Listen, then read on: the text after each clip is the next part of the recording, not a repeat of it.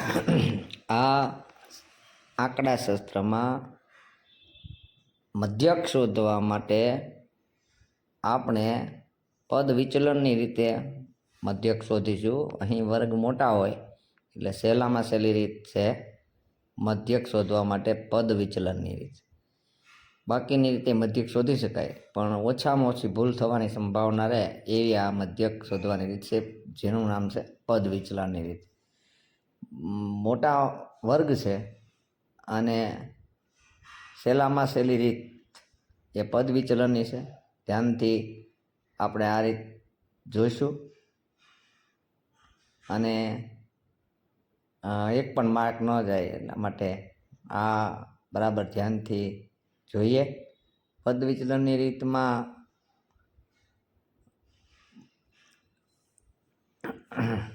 આપણે પેલા વર્ગ બાજુનું ખાનું છે, કારીગરોની સંખ્યા લખી છે, એ છે આવૃત્તિ એફઆઈ કહી જ દેવાનું. પછી એનો ઊભો સરવાળો છે જેને સિગ્મા એફઆઈ કહેવાય. હવે આ પદ વિચલનની રીતે મધ્યકનું સૂત્ર અગાઉ આપણે લખી રાખીએ. મધ્યક એક્સ બાર બરાબર એ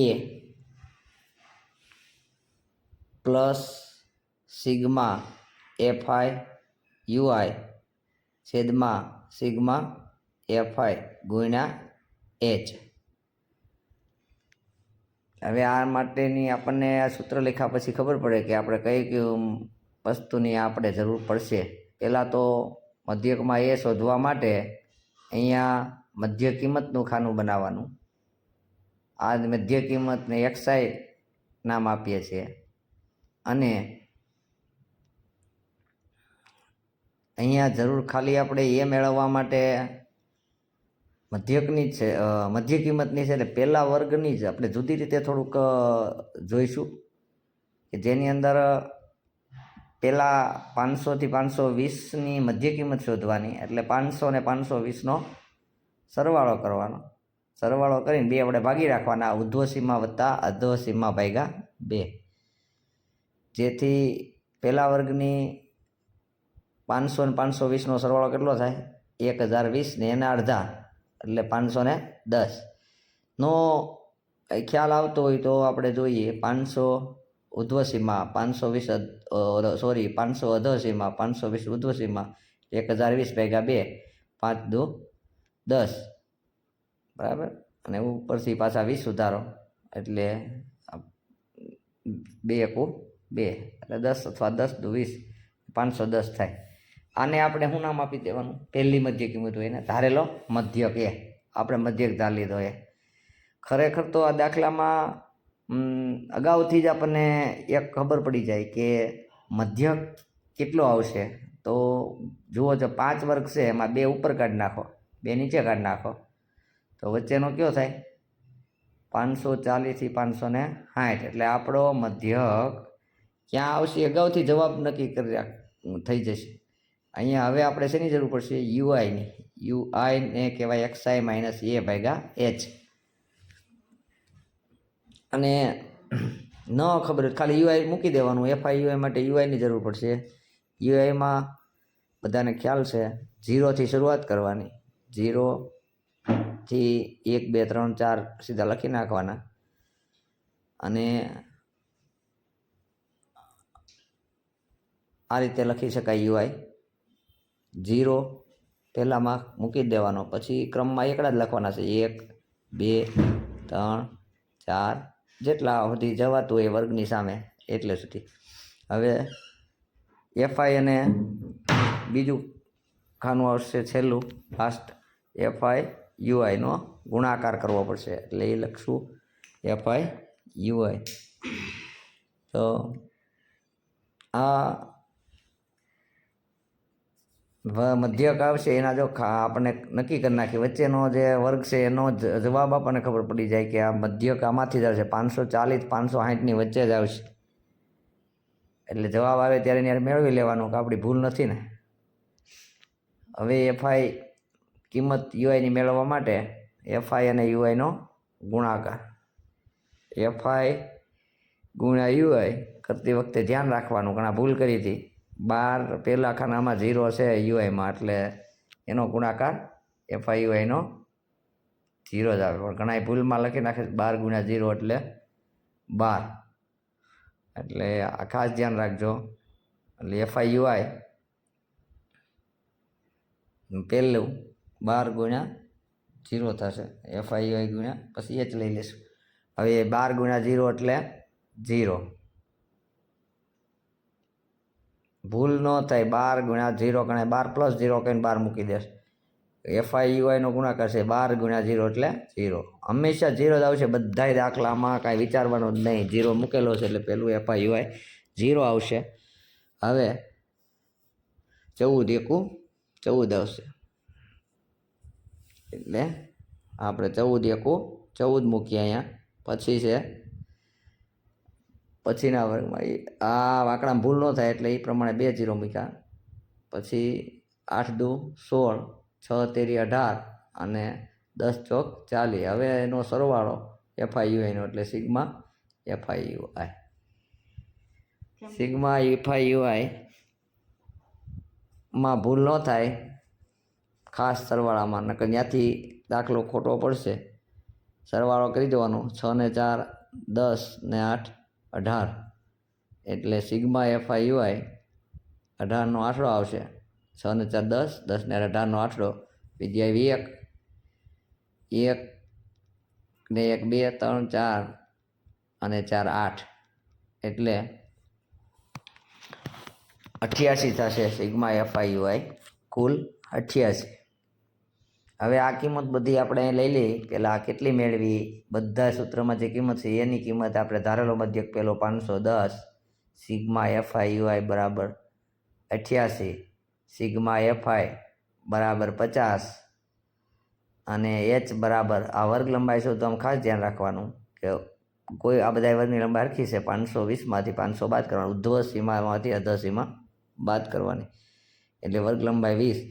આ કિંમત છે એ બધી મધ્યકના સૂત્ર મૂકતા જાય. મધ્યક x બાર બરાબર એની જગ્યાએ 510, એની જગ્યાએ 510 વત્તા એટલે કે પ્લસ, હા ખાલી લખવાની જરૂર છે, સીધી ડાયરેક્ટ મૂકશો તો પણ ચાલશે. એની જગ્યાએ 510 પ્લસ સિગ્મા એફઆઈયુઆઈ એટલે 88 છેદમાં સિગ્મા એફઆઈ એટલે 50 ગુણ્યા 20. હવે તમારે 510 ને છેલ્લે સુધી કાંઈ નથી કરવાનું. પહેલાં 88 ભાગ્યા 50 છે એની પ્રોસેસ કરવાની. તો 20 અને 50માં 0 0 ઉડી જાય અને પછી 88 ખાસ ધ્યાન રાખવાનું. 510 ને છેલ્લે સુધી કશું કરવાનું છે એકેય દાખલામાં ક્યારે પણ. સરવાળો કરવાનો છે. પહેલાં ગુણાકાર ભાગાકાર કરી નાખવાનો. એટલે 88 ગુણ્યા 0 0 ઉડી જાય એટલે 88 ગુણ્યા 2 કરશું એટલે આવશે 50 વત્તા 510 સોરી 510 વત્તા 88 દુ 8 દુ 16નો છગડો. વિદ્યાર્થી 176 ભાગ્યા 5 આવશે. આ 176 ને 5 ભાગવાના, પછી જ આપણે આગળની ક્રિયા કરવાની. 510 એમનેમ છે એટલે હવે 88 ગુણ્યા 2 વધ્યા છે ઉપર અંશમાં. 0 0 ઉડી ગયા 50નો અને 20નો એટલે પ્લસ 510 વત્તા 176 ભાગ્યા 5 રહેશે અને 176નો ભાગા કરવાનો રહેશે આપણે.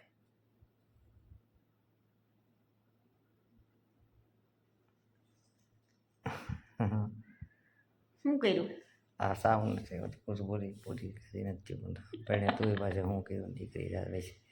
88 ગુણ્યા 2 એટલે 176 ભાગ્યા 5 અને 176 ને 5 ભાગી નાખવાના એટલે એ ભાગાકાર રફકામ કરીને કરવાનો 176 છે ભાગ્યા 5 આ રફકામ એટલે એ 5 ભાગે 5 તેરી 15 2 વધે ઉપરથી 6 સોરી આ 6 અને 55 25 1 ઉપરથી 0 હોય તો દશાંશ ચિહ્ન અને 5 દુ 10 કેટલું આવ્યું 35.2 એટલે હવે આ 510 આનો ભાગાકાર છે જે આવી ગયો એ રફકામ કરીને અને એને મૂકી દેવાનો 510 વત્તા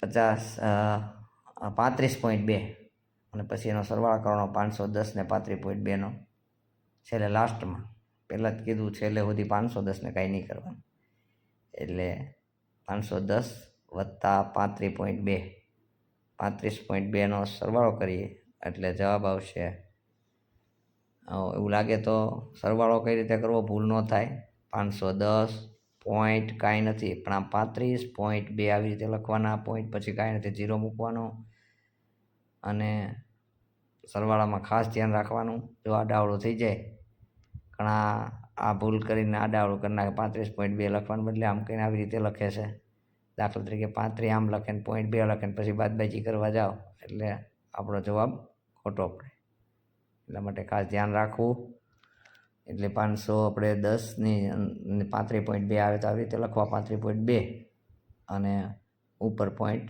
કાંઈ નહીં એટલે 0 એટલે સરવાળો કરીએ એટલે 2 પોઈન્ટ દશાંશ ચિહ્ન મૂકી દેવાનું 3 5 4 એટલે 545.2 35 10 45 એટલે 545.2 આ આપણો મધ્યક 545 10 નહીં સોરી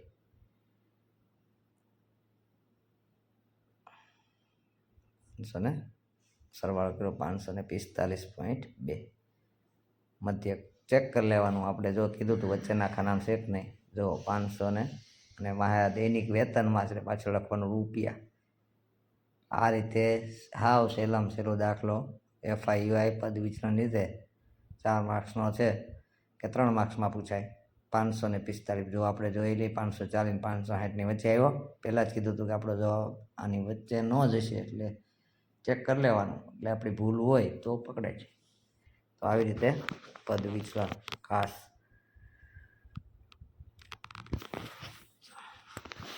આભાર ખૂબ ખૂબ આભાર વિડીયો ગમે લાઈક કરો શેર કરો અને સબસ્ક્રાઈબ કરો બાય